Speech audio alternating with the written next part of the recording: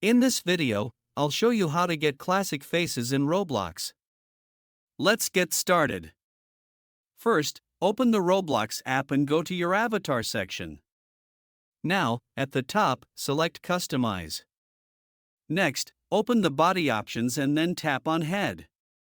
Now choose the face you want to use on your avatar. After selecting the face, go back to your avatar preview and click on the face icon. Here, open the head shape panel. Now turn off the option called facial animation.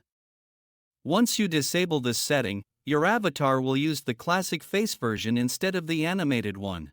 There's also another method you can try. Go to the marketplace inside Roblox. Then select Body and then Heads. Now tap on the search icon and type the name of the classic face style you want. Try to find a head that looks similar to the old Roblox faces. Some heads do not include facial animations, which gives you a more classic Roblox look. Simply equip the one you like and save your avatar. And that's it.